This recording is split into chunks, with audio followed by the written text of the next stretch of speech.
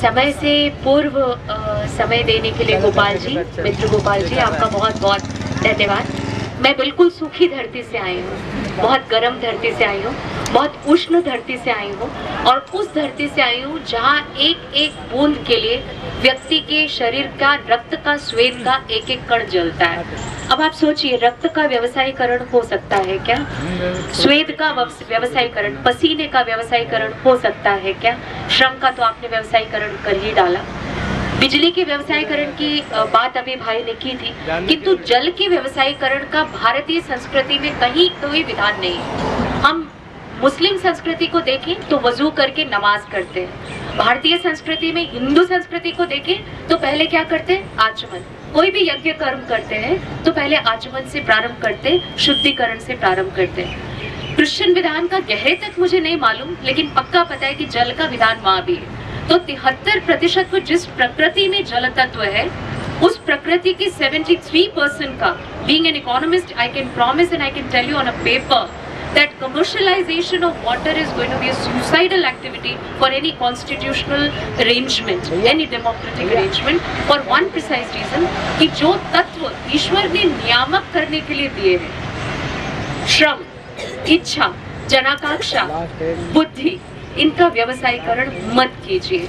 जब जब ये आप ओमेन इस नाते से कह सकते हैं, जब जब इन विधाओं का, जब जब इन शक्तियों का, जल हमारे यहाँ केवल उपभोग की वस्तु नहीं, ये शक्ति है, जीवन शक्ति है। इसका कभी व्यवसायीकरण संभव नहीं है, न संस्कृति से न सभ्यता से।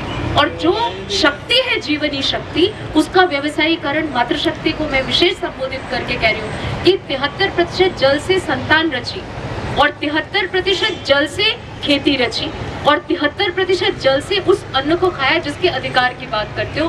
किस आधार पर जलाधिकार को कहते हो?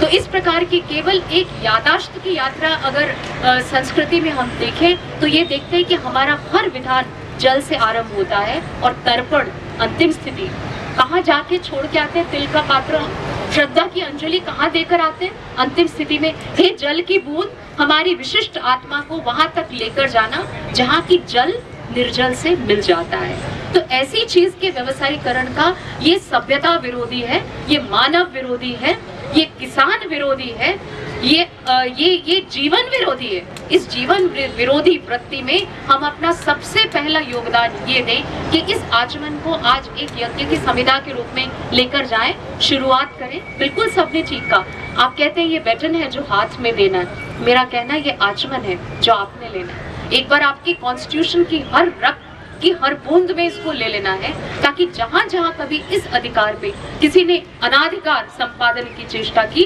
तो हम आवाज उठाएंगे। मित्रों, बहुत सी शुभकामना जीवन तत्व से, जल तत्व से, जीवन की प्रेरणादायी शक्ति से। आपका बहुत बहुत धन्यवाद कि आपने इतना साधुवाद से भरा कार्यक्रम किया। हम जल्दी आपको जयपुर बुलाएंगे, उन रेत के धोरों की ऊष्मा से परिचय। बहुत धन्यवाद।